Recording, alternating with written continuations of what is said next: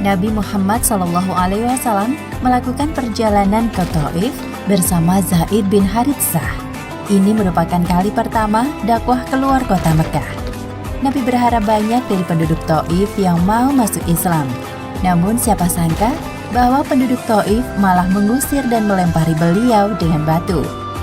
Perlakuan kaum kafir Quraisy terhadap Nabi Muhammad semakin menjadi-jadi pasca wafatnya Abu Thalib dan Khadijah. Mereka bahkan tidak segan mengusir Nabi dari negerinya sendiri. Dalam situasi dan kondisi Rasulullah sekarang, muncul sebuah ide untuk melakukan dakwah keluar kota Mekah. Tepatnya pada bulan Syawal tahun ke-10 kenabian, berangkatlah Rasulullah ke Thaif hanya berdua dengan Zaid bin Haritsah. Demi menghindari kecurigaan kaum kafir Quraisy, Nabi Muhammad sengaja tidak membawa hewan tunggangan. Walaupun perjalanan menjadi lebih lama, Nabi dan Zaid berhasil melampauinya. Wahai Nabi, sepertinya itu perkampungan penduduk. Alhamdulillah, sebentar lagi kita memasuki Thaif. Selayaknya tamu yang baru datang ke negeri orang, Rasulullah menemui para pemimpin Thaif terlebih dahulu. Mereka adalah Abd Yalail, Mas'ud, dan Habib. Nabi Muhammad berbincang dengan para pemimpin Thaif sembari menyisipkan misi dakwah Islam.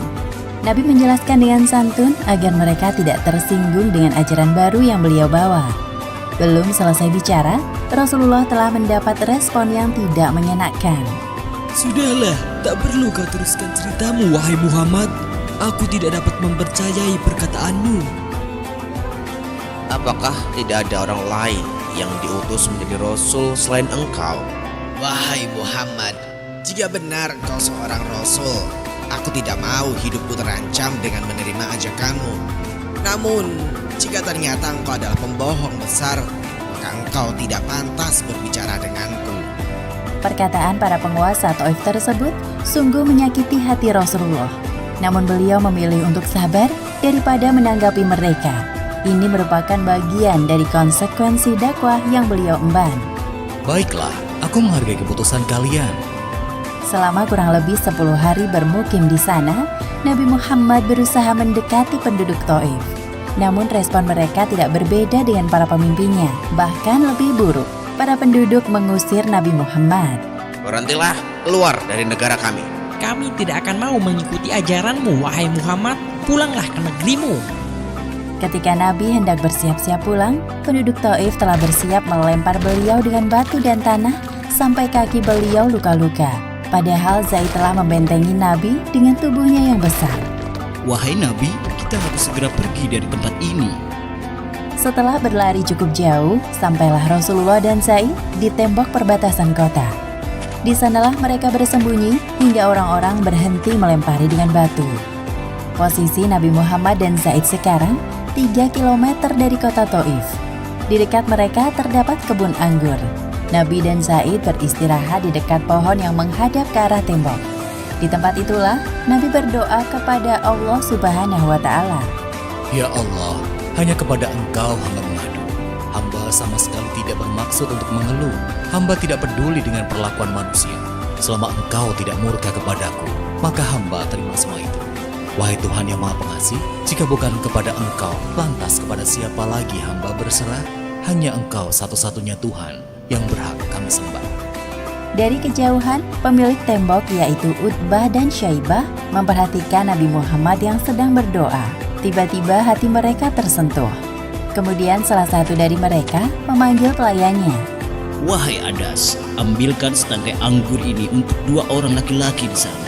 Baik, Tuan. Ketika Adas meletakkan nampan di dekat Rasulullah, terdengar kalimat yang asing dari bibir beliau. Bismillahirrahmanirrahim. Aku belum pernah mendengar kalimat itu. Kalian pasti bukan penduduk kota ini. Dari mana asalmu dan apa agamamu? Aku seorang Nasrani dari penduduk Ninawi. Aku pernah mendengar tentang negeri asalmu. Di sana hiduplah laki-laki soleh bernama Yunus bin Matta. Adas terkejut mendengar jawaban dari Nabi Muhammad. Lalu ia mendekatkan diri kepada beliau.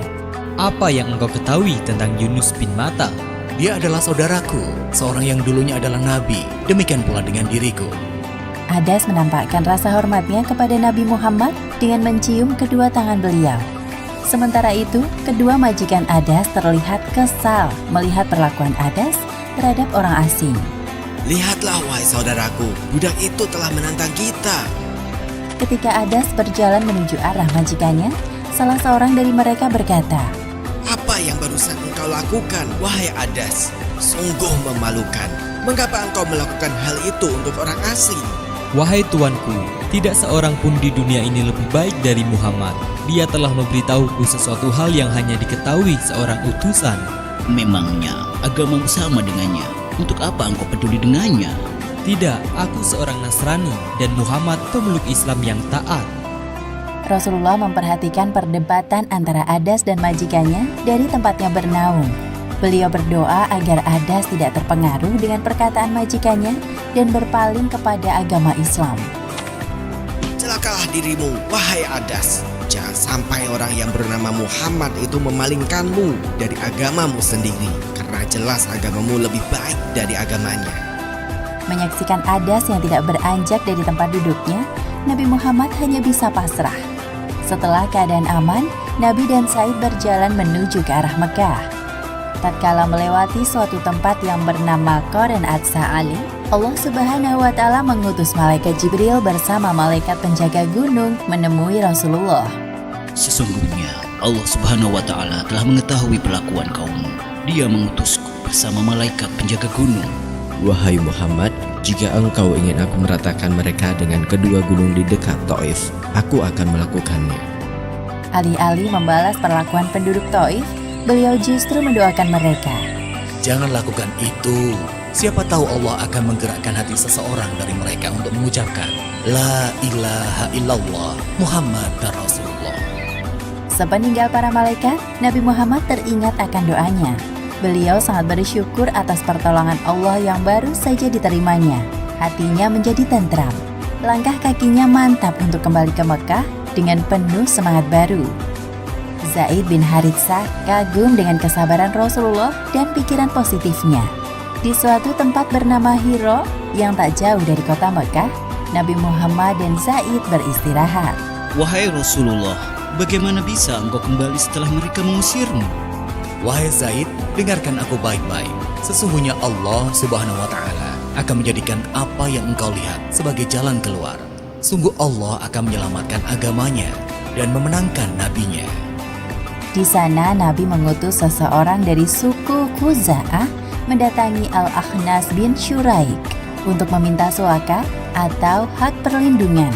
Katakan kepadanya, aku bukan sekutu Muhammad, maka aku tidak bisa memberikan suaka untuknya.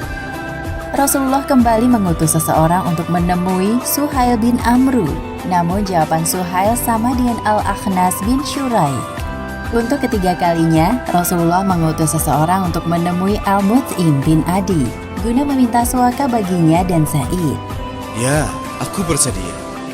Lalu Al-Mut'im mengambil senjata dan menemui anak-anak dan kaumnya. Pakailah senjata ini untuk mengawalku dan Muhammad sampai ke Ka'bah. Sesungguhnya aku telah memberikan suaka kepadanya. Kemudian Nabi Muhammad dan Zaid menemui Al-Mut'im dan mengikutinya sampai memasuki kota Mekah. Di depan Masjidil Haram, Al-Mut'im menghentikan laju kudanya.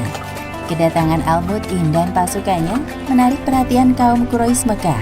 Apalagi ada Nabi Muhammad di tengah-tengah mereka. Wahai penduduk Mekah, sesungguhnya aku telah memberikan suaka kepada Muhammad. Jika ada yang berani menyakitinya, maka orang itu akan berhadapan denganku. Setelah berpidato, Al-Mut'im menuntun Nabi Muhammad menuju ke arah Ka'bah. Di sana Nabi melakukan tawaf, lalu sholat 2 rakaat di depan Ka'bah. Barulah kemudian beliau pulang ke rumahnya, dikawal oleh Al-Mut'im dan pasukannya. Terima kasih banyak, wahai Al-Mut'im. Semoga kelak aku bisa membalas kebaikanmu. Setelah peristiwa tersebut, Abu Jahal menemui Al-Mut'im untuk menanyakan kebenaran berita yang didengarnya. Wahai Mut'im, benarkah engkau adalah orang yang memberikan suaka terhadap Muhammad dan telah menjadi pengikutnya? Benar, aku telah memberikan suaka terhadap Muhammad, tidak lebih dari itu. Abu Jahal merasa lega mendengar jawaban dari Al-Mut'im karena ia tidak masuk Islam. Kalau begitu, kami telah memberikan suaka kepada orang yang telah engkau berikan suaka. Nabi Muhammad tidak pernah melupakan kebaikan Al-Mut'im. Ketika kemenangan kaum muslim di perang Badar di hadapan para tawanan kaum kafir, Nabi teringat kepadanya. Jika Al-Mut'im masih hidup dan meminta kepadaku untuk menebus kawan-kawannya, niscaya akan aku serahkan mereka kepadanya. Demikianlah akhir kisah Rasulullah dilempari batu oleh penduduk Thaif. Hikmah yang dapat kita ambil dari kisah ini diantaranya, pertama, hendaknya kita meneladani kesabaran Rasulullah dalam menghadapi ujian kehidupan, karena Allah akan meninggikan derajat orang-orang yang bersabar dan memberikan kebahagiaan sebagai balasan. Kedua, kita harus yakin dalam berdoa bahwa doa-doa kita akan dikabulkan oleh Allah. Dan ketiga, mengamalkan sunnah Rasulullah dalam kehidupan sehari-hari adalah bukti kecintaan kita terhadap beliau, sebagaimana yang dilakukan Zaid ketika menjaga Rasulullah dari serangan penduduk Thaif. Wallahu a'lam bishawab.